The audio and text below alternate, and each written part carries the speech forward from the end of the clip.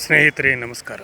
ನಾನಿವತ್ತು ಒಂದು ಪುರಾಣ ಕಾಲದಲ್ಲಿರ್ತಕ್ಕಂಥ ಒಂದು ಇತಿಹಾಸದ ಪುಟಗಳನ್ನು ಈ ಸಂಚಿಕೆ ಮುಖಾಂತರ ಮೆಲುಕು ಹಾಕಲಿಕ್ಕೆ ಹಾಗೂ ತಮಗೂ ಕೂಡ ಈ ಒಂದು ಅನುಭವಗಳನ್ನು ತಿಳಿದುಕೊಳ್ಳಲಿಕ್ಕೆ ಅನುಕೂಲವಾಗುವಂತೆ ಈ ಸಂಚಿಕೆಯನ್ನು ನಾನು ಇವತ್ತು ಮಾಡ್ತಾಯಿದ್ದೇನೆ. ಯಾಕಂದರೆ ಇದು ನಿಜಕ್ಕೂ ಕೂಡ ಆಗಿ ಹೋಗಿರ್ತಕ್ಕಂಥ ಘಟನೆ ಎಂದೇ ಎಲ್ಲರೂ ಭಾವಿಸ್ತಾರೆ. ಹೀಗಿರುವಾಗ ಈ ಒಂದು ವಿಡಿಯೋವನ್ನು ಎಲ್ಲರೂ ಕೂಡ ಪೂರ್ತಿಯಾಗಿ ನೋಡಿದರೆ ನಿಮಗೆ ಇತಿಹಾಸದ ಪುಟಗಳನ್ನು ತಿಳಿದುಕೊಳ್ಳಲಿಕ್ಕೆ, ಇಲ್ಲಿ ಆಗಿರ್ತಕ್ಕಂಥ ಘಟನೆಗಳನ್ನು ಅರಿತುಕೊಳ್ಳಲಿಕ್ಕೆ ಹಾಗೂ ಪುರಾಣ ಪ್ರಸಿದ್ಧ ವ್ಯಕ್ತಿಗಳ ಒಂದು ಜೀವನ ಚರಿತ್ರೆಯನ್ನು ಕೇಳಲಿಕ್ಕೆ ಸಾಧ್ಯ ಆಗುತ್ತೈತಿ ಅನ್ನುವಂಥ ಆಸೆ, ಅಭಿಲಾಷೆ ಹಾಗೂ ವಿಶ್ವಾಸ ನನ್ನದು. ಹೀಗಿರುವಾಗ ಈ ಒಂದು ವಿಡಿಯೋದಲ್ಲಿ ಬರ್ತಿರ್ತಕ್ಕಂಥ ಘಟನೆ ನಮ್ಮ ಪುರಾಣ ಕಾಲಗಳಲ್ಲಿ ಅಂದರೆ ಮಹಾಭಾರತದ ಕಾಲದಲ್ಲಿ ನಡೆದಿರ್ತಕ್ಕಂಥ ಒಂದು ಘಟನೆ. ಯಾಕಂದರೆ ಈಗಲೂ ಕೂಡ ಅದು ನಿಮ್ಮೆಲ್ಲರ ನಡುವೆ ಜೀವಂತವಾಗಿದೆ ಅನ್ನುವಂಥ ಸತ್ಯವಾದಂಥ ಘಟನೆಯನ್ನು ಈಗ ನಾನು ತಮ್ಮ ಮುಂದೆ ಪ್ರಸ್ತುತಪಡಿಸಲಿಕ್ಕೆ ಬಯಸಿದ್ದೇನೆ. ಹೀಗಿರುವಾಗ ಯಾವುದೇ ಕಾರಣಕ್ಕೂ ಕೂಡ ಸಮಯವನ್ನು ವಿಳಂಬ ಮಾಡದೆ ಈ ಒಂದು ಸಂಚಿಕೆಯನ್ನು ನಾನು ಪ್ರಾರಂಭ ಮಾಡ್ತಾಯಿದ್ದೇನೆ. ಹಿಂದೆ ಮಹಾಭಾರತದ ಕಾಲದಲ್ಲಿ ಕುರುಕ್ಷೇತ್ರ ಯುದ್ಧ ಏನು ನಡೀತಲ್ಲ, ಆ ಕುರುಕ್ಷೇತ್ರದ ಯುದ್ಧದಲ್ಲಿ ಪಾಂಡವರು ಜಯ ಗಳಿಸಿದರು. ಕುರುವಂಶ ಸರ್ವನಾಶವಾಯಿತು. ಹೀಗಿರುವಾಗ ಗಾಂಧಾರಿಯು ತನ್ನ ಕುರುವಂಶ ನಾಶವಾಗಿರ್ತಕ್ಕಂಥ ಸನ್ನಿವೇಶವನ್ನು ನೆನೆದು ಇದೇ ರೀತಿಯಾಗಿ ನನ್ನ ಕುರುವಂಶ ಯಾವ ರೀತಿ ನಾಶವಾಯಿತು, ನಶಿಸಿ ಹೋಯಿತು, ಅದೇ ರೀತಿಯಾಗಿ ಶ್ರೀಕೃಷ್ಣನ ಯದುವಂಶ ಕೂಡ ನಾಶವಾಗಲಿ, ಅವರು ಕೂಡ ಪಡೆದಾಡಿಕೊಂಡು ಸಾಯಲಿ ಅನ್ನುವಂಥ ಶಾಪವನ್ನು ನೀಡ್ತಾಳೆ. ಹೀಗಿರುವಾಗ ಆ ಒಂದು ಶಾಪದಿಂದ ಯದುವಂಶವು ಕೂಡ ತಮ್ಮಲ್ಲಿಯೇ ಕಚ್ಚಾಡಿ ಹೊಡೆದಾಡಿ ಬಡದಾಡಿ ಸತ್ತು ಹೋಗ್ತಾರೆ.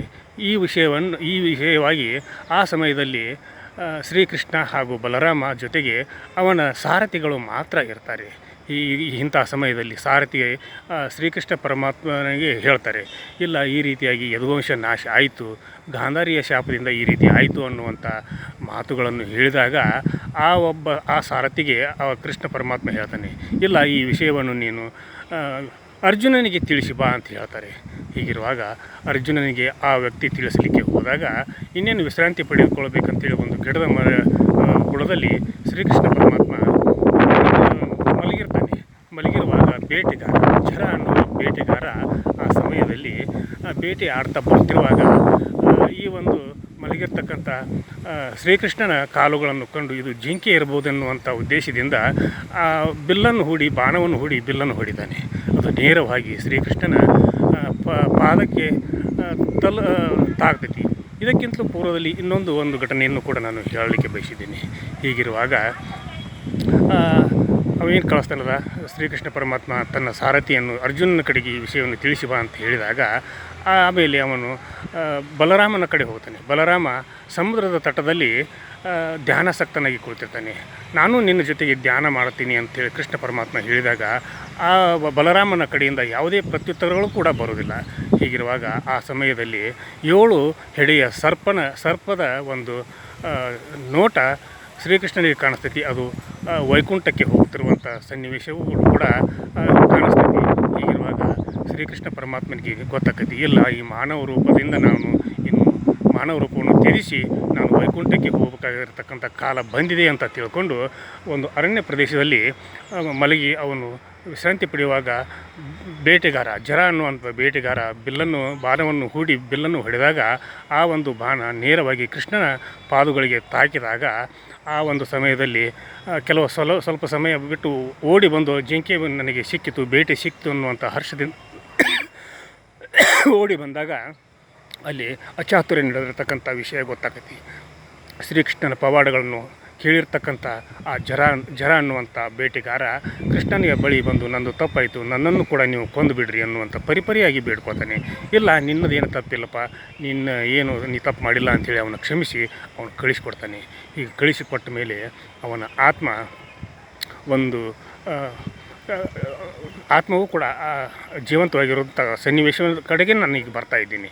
ಹೀಗಿರುವಾಗ ಆ ಸಮಯದಲ್ಲಿ ಕೃಷ್ಣ ಪರಮಾತ್ಮನನ್ನು ದರ್ಶನ ಮಾಡಲಿಕ್ಕೆ ಅರ್ಜುನನು ಬರ್ತಾನೆ. ಬಂದ ಸಮಯದಲ್ಲಿ ಆವಾಗ ಅವನು ಆ ಒಂದು ಸ್ಥಿತಿಯನ್ನು ನೋಡಿದಾಗ ಇದು ಅರ್ಜುನ ಭಾವಿಸ್ತಾನೆ, ಇದು ಶ್ರೀಕೃಷ್ಣನ ಪವಾಡ ಮಹಿಮೆ ಅನ್ನುವಂಥ ಸತ್ಯವನ್ನು ಅರಿತು ಮತ್ತೇನು ಮಾಡಲಿಕ್ಕೆ ಸಾಧ್ಯ, ಅವನ ಅಂತ್ಯ ಸಂಸ್ಕಾರವನ್ನು ಮಾಡಿ ಮಾಡ್ತಾನೆ. ಮಾಡಿದ ಮೇಲೆ ಅವನ ಒಂದು ಅಂತ್ಯ ಸಂಸ್ಕಾರದ ಸಮಯದಲ್ಲಿ ಎಲ್ಲ ಅವನ ಶರೀರ ಸುಟ್ಟು ಬೂದಿ ಆಗ್ತೈತಿ. ಆದರೆ ಹೃದಯ ಭಾಗ ಮಾತ್ರ ಜೀವಂತವಾಗಿ ಇರೋದನ್ನು ಕಂಡು ಅದನ್ನು ಕೃಷ್ಣ ಪರಮಾತ್ಮ ಜೀವಂತವಾಗಿದ್ದಾನೆ ಅನ್ನುವಂಥ ಸತ್ಯವೂ ಕೂಡ ಜಗತ್ತಿಗೆ ತಿಳಿಯುವಂಥ ಆಗತೈತಿ. ಆದರೂ ಕೂಡ ಅರ್ಜುನನಿಗೆ ಈ ವಿಷಯ ಏನು ಗೊತ್ತಾಗೋದಿಲ್ಲ. ಹಾಗಿರುವಾಗ ಒಂದು ಅಶರೀರವಾಣಿ ಆ ಸಮಯದಲ್ಲಿ ಕೇಳಿಸ್ತೈತಿ. ಇಲ್ಲ ಅರ್ಜುನ, ನೀನು ಈ ಒಂದು ಹೃದಯ ಭಾಗವನ್ನು ಒಂದು ಬೇವಿನ ಕೊಂಬೆಗೆ ಕಟ್ಟಿ ನೀನು ಸಮುದ್ರದಲ್ಲಿ ಬಿಡು ಅಂತ ಹೇಳ್ತೈತಿ. ಆ ಸಮಯದಲ್ಲಿ ಅದೇ ರೀತಿಯಾಗಿ ಅರ್ಜುನ ಆ ಒಂದು ಆತ್ಮವನ್ನು ಬೇವಿನ ಒಂದು ಕೊಂಬೆಗೆ ಕಟ್ಟಿ ಸಮುದ್ರದಲ್ಲಿ ಬಿಟ್ಟು ಬರ್ತಾನೆ. ಹೀಗಿರುವಾಗ ಆ ಸಮುದ್ರದಲ್ಲಿ ಬಿಟ್ಟಿರ್ತಕ್ಕಂಥ ಆ ಒಂದು ಆತ್ಮ ಮುಂದೆ ಪುರಿಗೆ ಬಂದು ಅದು ತಲುಪ್ತೈತಿ. ಹೀಗಿರುವಾಗ ಅಲ್ಲಿ ಜರ ಏನು ತೀರ್ಕೊಂಡು ಆ ಜರ ಏನು ಶ್ರೀಕೃಷ್ಣ ಪರಮಾತ್ಮ ಕೊಂದಿದ್ದಲ್ಲ, ಅವನೇ ಆ ಒಂದು 36 ವರ್ಷಗಳ ತರುವಾಯ ಮತ್ತು ಅವನು ಅಲ್ಲಿ ಜನಿಸಿರ್ತಾನೆ. ಜನಿಸಿ ಅಲ್ಲಿ ಅವನು ಒಂದು ಬೇಟೆಗಾರರ ಸಮೂಹಕ್ಕೆ ನಾಯಕನೂ ಕೂಡ ಆಗಿರ್ತಾನೆ. ಹೀಗಿರುವಾಗ ಬಿಸ್ವಾಬಿಸು ಅಂತೇಳಿ ಅವನ ಹೆಸರನ್ನು ಪಡೆದು ಅವನು ಅಲ್ಲಿ ಪ್ರಸಿದ್ಧಿ ಪಡೆದಿರ್ತಾನೆ. ಹೀಗಿರುವಾಗ ಆ ಸಮಯದಲ್ಲಿ ಬಿಸ್ವಾಬಸು ಅನ್ನುವಂಥ ಬೇಟೆಗಾರ ಅದನ್ನು ನೋಡ್ತಾನೆ. ನೋಡಿ ಅವನಿಗೇನು ಗೊತ್ತಾಗೋದಿಲ್ಲ. ಆದರೂ ಕೂಡ ಇದನ್ನು ಯಾರೂ ತಗೋಬಾರ್ದು, ಇದನ್ನು ಯಾರು ಏನಾದರೂ ಅನಾಹುತ ಮಾಡ್ಯಾರೋ ಅನ್ನುವಂಥ ಉದ್ದೇಶದಿಂದ ಅದನ್ನು ಒಂದು ಗುಡಿಯಲ್ಲಿ ಇಟ್ಟಿದ್ದಾನೆ.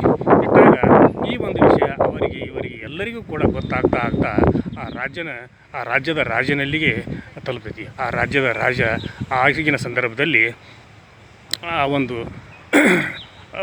ಆತ್ಮವನ್ನು ನೋಡಬೇಕು, ಅದನ್ನು ನಾನು ಕಣ್ಣಾರೆ ಕಾಣಬೇಕು. ಮತ್ತು ಅದನ್ನು ಇಂದ್ರದ್ಯುಮ್ನ ಅನ್ನುವಂಥ ರಾಜ, ಇಂದ್ರದ್ಯುಮ್ನ ಅನ್ನುವಂಥ ರಾಜ ಅದನ್ನು ನನ್ನ ಕಡೆನೇ ಇರಬೇಕನ್ನುವಂಥ ಆಸೆ ಹುಟ್ಟಿ ಅವನು ಅದನ್ನು ತರಲಿಕ್ಕೆ ವಿದ್ಯಾಪತಿ ಅನ್ನುವಂಥ ಒಬ್ಬ ಸೇವಕನನ್ನು ಕಳಿಸ್ಕೊಡ್ತಾನೆ. ವಿದ್ಯಾಪತಿ ಅನ್ನುವಂಥ ಸೇವಕ ಬಿಸ್ವಾಬಸು ನಂತರ ಹೋಗಿ ಅಲ್ಲಿಯ ಕೆಲವು ದಿವಸಗಳಲ್ಲಿ ಇದ್ದು ಆಮೇಲೆ ಅವನ ಮಗಳನ್ನೇ ಅವನು ಪ್ರೀತಿ ಮಾಡಿ ಕೊನೆಗೆ ಮದುವೆಯನ್ನೂ ಆಗ್ತಾನೆ. ಹೀಗಿರುವಾಗ ಆ ಪತ್ನಿ ಮತ್ತು ವಿದ್ಯಾಪತಿ ಇಬ್ಬರು ಕೂಡ ಆ ಒಂದು ಕಲ್ಲಿನಂತೆ ಇರತಕ್ಕಂಥ ಆತ್ಮವನ್ನು ನೋಡಬೇಕು ಅನ್ನುವಂಥ ಹಠವನ್ನು ಹಿಡಿದಾಗ ವಿಧಿ ಇಲ್ಲದೇ ಬಿಸ್ವಾಬಸು ಆ ಒಂದು ಆತ್ಮವನ್ನು ತೋರಿಸಲಿಕ್ಕೆ ಕರೆದುಕೊಂಡು ಹೋಗ್ತೀನಿ. ಆದರೆ ಒಂದು ಕಂಡೀಷನ್, ನಿಮ್ಮಿಬ್ಬರಿಗೂ ಕೂಡ ನಾನು ಕಣ್ಣು ಕಟ್ತೀನಿ, ಎಲ್ಲಿ ನೀವು ಕಣ್ಣು ಬಿಚ್ಕೊಂಡು ನೋಡ್ತಿರಲ್ಲ ಅಲ್ಲಿ ನಿಮ್ಗೆ ವಾಪಸ್ ಕರ್ಕೊಂಡ್ಬರ್ತೀನಿ ಅನ್ನುವಂಥ ಕಂಡೀಷನ್ ಹಾಕಿ ಕರ್ಕೊಂಡು ಹೋಗ್ತಾನೆ. ಆ ಸಂದರ್ಭದಲ್ಲಿ ಆ ವಿದ್ಯಾಪತಿ ಅವ್ರು ಏನು ಮಾಡ್ತಾನಂದರೆ ಬಿತ್ತು ಅಂತ ಬೀಜಗಳನ್ನು ತೆಗೆದುಕೊಂಡು ತನ್ನ ಜೊತೆಗೆ ಎತ್ಕೊಂಡು ಹೋಗ್ತಾನೆ. ಹೋಗುವಾಗ ಅಲ್ಲಲ್ಲಿ ಅವನು ಚೆಲ್ತಾನೆ. ಯಾಕಂದ್ರೆ ಮುಂದೆ ರಾಜನನ್ನು ಕರೆದುಕೊಂಡು ಬಂದಾಗ ಅವು ಮೊಳಕೆ ಹೊಡೆದಾಗ ಆ ಒಂದು ಮೊಳಕೆಯನ್ನೇ ಆಧರಿಸಿ ನಾವು ಆ ಒಂದು ಆತ್ಮವನ್ನು ಕಂಡು ಹಿಡಿಬೋದು ಅನ್ನುವಂಥ ಉದ್ದೇಶದಿಂದ ಅದನ್ನು ಆ ಬೀಜಗಳನ್ನು ಅಲ್ಲಿ ಚೆಲ್ತಾ ಹೋಗ್ತಿರ್ತಾನೆ. ಆ ಸಂದರ್ಭದಲ್ಲಿ ಅಲ್ಲಿ ಹೋಗಿ ನೋಡಿದಾಗ ಆತ್ಮ ಜೀವಂತವಾಗಿರೋದನ್ನು ಅವರು ಕೂಡ ಕಣ್ಣಾರೆ ಕಾಣ್ತಾರೆ. ಹೀಗೆ ಈ ಕಣ್ಣಾರೆ ಕಂಡಂಥ ವಿಷಯವನ್ನು ಮರಳಿ ಬಂದಂಥ ಆ ವಿದ್ಯಾಪತಿಯು ಇಲ್ಲ, ನಾನು ರಾಜನಲ್ಲಿಗೆ ಹೋಗ್ತೀನಿ, ಎಲ್ಲ ವಿಷಯ ತಿಳಿಸ್ತೀನಿ ಅಂತ ಹೇಳಿ ಮತ್ತೆ ರಾಜನಲ್ಲಿಗೆ ಬಂದಾಗ ಆ ರಾಜ ಮತ್ತು ಅವನು ವಿಷ್ಣುವಿನ ಭಕ್ತ ಆಗಿರ್ತಾನೆ. ಹೀಗಿರುವಾಗ ಎಲ್ಲರೂ ಕೂಡಿ ಅಂದರೆ ಹೆಂಡತಿ ಮಕ್ಕಳು ಪರಿವಾರ ಸಮೇತ ಆ ಸ್ಥಳಕ್ಕೆ ಹೋಗಲಿಕ್ಕೆ ಅವರು ಆಗ್ತಾರೆ. ಹೀಗಿರುವಾಗ ಅಲ್ಲಿ ಆ ಸ್ಥಳಕ್ಕೆ ಬಂದು ನೋಡಿದಾಗ ಅಲ್ಲಿ ಅದು ಸಿಗೋದಿಲ್ಲ, ಅವರಿಗೆ ಕಾಣೋದಿಲ್ಲ.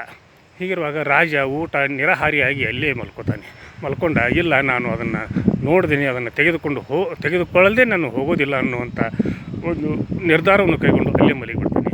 ಆವಾಗ ಅವನಿಗೆ ಒಂದು ಕನಸು ಬೀಳ್ತೈತಿ. ಕನಸು ಬಿದ್ದಾಗ ಇಲ್ಲ, ನೀನು ಮೊದಲು ಪುರಿಯಲ್ಲಿ ಒಂದು ದೇವಸ್ಥಾನವನ್ನು ಕಟ್ಟು, ಆಮೇಲೆ ಅಲ್ಲೇ ಅದು ಜೀವಂತ ಒಂದು ಆತ್ಮ ಬರ್ತೈತಿ ಅನ್ನುವಂಥ ಮಾತನ್ನು ಕೂಡ ಆ ಒಂದು ಕನಸಿನಲ್ಲಿ ಬಂದಾಗ ಮತ್ತೆ ಪುರಿಗೆ ಹೋದಂಥ ಆ ರಾಜ ಅಲ್ಲಿಯೇ ಒಂದು ಗುಡಿಯನ್ನು ಕಟ್ಟಿಸಿ ಆಮೇಲೆ ಅದನ್ನು ಇನ್ನು ಆತ್ಮವನ್ನು ಬೇಕಲ್ಲ ಅದನ್ನು ತರಲಿಕ್ಕೆ ಎಲ್ಲಿ ಕಾಣಿಸ್ತೈತಿ, ಎಲ್ಲಿ ಅದು ಸಿಗ್ಬೋದು ಅನ್ನುವಂಥ ಚಿಂತೆಯಲ್ಲಿ ಮುಳುಗಿರುವಾಗ ಅದೇ ಒಂದು ಸಮುದ್ರದ ತಟ್ಟದಲ್ಲಿ ಬೇವಿನ ಕೊಂಬೆಯಲ್ಲಿ ಆ ಆತ್ಮ ಇರೋದನ್ನು ಕಾಣಿಸ್ತೈತಿ. ಅದನ್ನು ಎಷ್ಟೋ ಪ್ರಯತ್ನ ಮಾಡಿದರೂ ಕೂಡ ಅವ್ರು ಯಾರಿಗೂ ಕೂಡ ಅದು ಸಿಗೋದಿಲ್ಲ. ಹೀಗಿರುವಾಗ ಮತ್ತೊಮ್ಮೆ ಅವನಿಗೆ ಕನಸಿನಲ್ಲಿ ಶ್ರೀಕೃಷ್ಣ ಪರಮಾತ್ಮನೇ ಬಂದು ಹೇಳ್ತಾನೆ, ಏನಂದರೆ ಕಾಡು ಜನರಿಗೆ ಮಾತ್ರ ಅದನ್ನು ತೆಗೀಲಿಕ್ಕೆ ಸಾಧ್ಯ, ಅವರನ್ನೇ ನೀನು ಕರೆದುಕೊಂಡು ಅವರಿಂದ ತೆಗೆಸು ಅಂತ ಹೇಳಿದಾಗ ಅಲ್ಲೇ ಇರತಕ್ಕಂಥ ಕಾಡು ಜನರನ್ನು ಕರೆದು ಅವರಿಂದ ಆ ಒಂದು ಜೀವಂತ ಆತ್ಮವನ್ನು ತೆಗೆದುಕೊಂಡು ಬಂದು ದೇವಸ್ಥಾನದಲ್ಲಿ ಪ್ರತಿಷ್ಠಾಪನೆ ಮಾಡ್ತಾನೆ. ಮಾಡಿರುವಾಗ ಅದನ್ನು ಹಾಗೆ ಪ್ರತಿಷ್ಠಾಪನೆ ಮಾಡಿದರೆ ಅದಕ್ಕೆ ಯಾರು ಏನು ತಿಳ್ಕೊಬಾರ್ದು ಅನ್ನುವಂಥ ಉದ್ದೇಶದಿಂದ ಅದನ್ನು ಇನ್ನೇನು ನಾವು ಮೂರ್ತಿಯನ್ನಾಗಿ ಮಾಡಬೇಕು ಅನ್ನುವಂಥ ಒಂದು ನಿರ್ಧಾರಕ್ಕೆ ಬರ್ತಾನೆ. ಆ ನಿರ್ಧಾರಕ್ಕೆ ಬಂದಾಗ ಮೂರ್ತಿ ಮಾಡಲಿಕ್ಕೆ ಹಲವಾರು ಶಿಲ್ಪಿಗಳನ್ನು ಕರೆಸಿ ಆ ಮೂರ್ತಿಯನ್ನು ಮಾಡಲಿಕ್ಕೆ ಪ್ರಯತ್ನ ಪಟ್ಟರೂ ಕೂಡ ಆ ಕಲ್ಲಿನಲ್ಲಿ ಇರ್ತಕ್ಕಂಥ ವಿಗ್ರಹವನ್ನು ಮೂರ್ತಿಯನ್ನಾಗಿ ಮಾಡಲಿಕ್ಕೆ ಯಾವ ಶಿಲ್ಪಿಗೂ ಕೂಡ ಆಗೋದಿಲ್ಲ. ಕೊನೆಗೆ ಮುಪ್ಪಾವಸ್ಥೆಯಲ್ಲಿರ್ತಕ್ಕಂಥ ಒಬ್ಬ ಬ್ರಾಹ್ಮಣ ಬಂದು, ಇಲ್ಲ ನಾನು ಅದನ್ನು ಮಾಡ್ತೀನಿ, ಅದನ್ನು ಮೂರ್ತಿಯನ್ನಾಗಿ ನಾನು ಕೆತ್ತತೀನಿ ಅನ್ನುವಂಥ ಮಾತನ್ನು ಹೇಳಿದಾಗ ರಾಜ ಖುಷಿಯಿಂದ ಅವನಿಗೆ ಒಪ್ಪಿಸ್ತಾನೆ.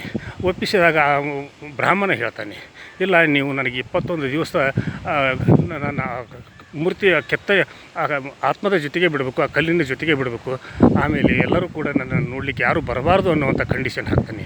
ಆಯಿತು ನೀವು ಹೋಗಂತ ಕಳಿಸಿದಾಗ ಆ ಒಂದು ಆತ್ಮದ ಒಂದು ಗುಡಿಯಲ್ಲಿ ಅವನನ್ನು ಹಾಕಿ ಬಾಗಿಲುಗಳನ್ನು ಹಾಕ್ತಾರೆ. ಆ ಸಂದರ್ಭದಲ್ಲಿ ಬಾಗಿಲನ್ನು ಹಾಕಿದಾಗ 14 ದಿವಸಗಳಾಗ್ತವೆ. 14 ದಿವಸ ಆದ ಬಳಿಕ ನೀರು ಮತ್ತು ಆಹಾರ ಇಲ್ಲದೆ ಯಾವ ರೀತಿ ಬದುಕ್ತಾನೆ ಒಬ್ಬ ವ್ಯಕ್ತಿ ಅಂಥೇಳಿ ಚಿಂತಾಕ್ರಾಂತರಾಗಿ ಇನ್ನೇನು ಅವನನ್ನು ಕರೆದು ಬಾಗಿಲನ್ನು ತೆಗಿಬೇಕಂತೇಳಿ ರಾಜ ತೀರ್ಮಾನ ಮಾಡಿದಾಗ ಕೆಲವೊಬ್ಬರು ಬ್ಯಾಡ್ ಅಂತಾರೆ, ಕೆಲವೊಬ್ಬರು ತೆಗೀರಿ ಅಂತ ಹೇಳ್ತಾರೆ. ಆದರೂ ಕೊನೆಗೆ ರಾಜ ಒಂದು ತೀರ್ಮಾನಕ್ಕೆ ಬಂದು 14 ದಿವಸಗಳ ತರುವಾಯ ಆ ಬಾಗಿಲನ್ನು ತೆರೆದಾಗ ಆ ಬ್ರಾಹ್ಮಣ ಅಲ್ಲಿ ಇರೋದಿಲ್ಲ. ಅವನು ಅರ್ಧಂಬರ್ಧ ಕೆತ್ತಲ್ಪಟ್ಟ ಮೂರ್ತಿಗಳು ಇರ್ತಾವೆ. ಹೀಗಿರುವಾಗ ಆ ಮೂರ್ತಿಗಳನ್ನೇ ಈಗಲೂ ಕೂಡ ಮಾಡಿ ಪೂಜಿಸ್ತಿರ್ತಾರೆ. ಲಕ್ಷಾಂತರ ಜನ ಪ್ರತಿ ವರ್ಷ ಅಲ್ಲಿ ಹೋಗ್ತಾರೆ. ಆಮೇಲೆ ವರ್ಷಕ್ಕೊಮ್ಮೆ ತೇರು ಎಳಿತೈತಿ. ಆ ತೇರು ಎಳೆಯುವಂಥ ಸಂದರ್ಭದಲ್ಲಿ ಲಕ್ಷಾಂತರ ಜನ ಕೂಡಿರ್ತಾರೆ. ಪ್ರತಿ ವರ್ಷ ತೇರು ಎಳೆಯುವ ಸಂದರ್ಭದಲ್ಲಿ ಮಳೆಯೂ ಕೂಡ ಬರುವುದು ಕೂಡ ಅಷ್ಟೇ ಸತ್ಯ. ಹೀಗಿರುವಾಗ ದೇವರು ಇದ್ದಾನೆ ಅನ್ನುವಂಥ ನಮ್ಮ ಪರಿಕಲ್ಪನೆಗೆ ಈಗಲೂ ಕೂಡ ಬಂದರೆ ಸಾಕು. ಹೀಗಿರುವಾಗ ಶ್ರೀಕೃಷ್ಣನ ಒಂದು ಪವಾಡಗಳು ಸಾಕಷ್ಟು ಇವೆ. ಪುರಾಣ ಕಾಲಗಳಲ್ಲಿ ಹಾಗೂ ಇತಿಹಾಸದ ಪುಟಗಳಲ್ಲಿ ನಾವು ಸಾಕಷ್ಟು ಆಧಾರಗಳನ್ನು ನೋಡ್ಬೋದು. ಹೀಗಿರುವಾಗ ಇವುಗಳನ್ನು ಕೇಳಿ ನೀವೆಲ್ಲರೂ ಕೂಡ ಪುನೀತರಾಗ್ರಿ, ಶ್ರೀಕೃಷ್ಣ ಪರಮಾತ್ಮನ ಕೃಪೆಗೆ ಪಾತ್ರರಾಗ್ರಿ ಅಂತ ಕೇಳ್ತಾ ಇವತ್ತಿನ ಸಂಚಿಕೆಯನ್ನು ಇಲ್ಲಿಗೆ ಮುಗಿಸಿ ನಾಳಿನ ಸಂಚಿಕೆಯೊಂದಿಗೆ ತಮ್ಮ ಜೊತೆಗೆ ಹಾಜರಾಗ್ತೀನಿ. ಅಲ್ಲಿವರೆಗೂ ನನ್ನ ನಮಸ್ಕಾರ.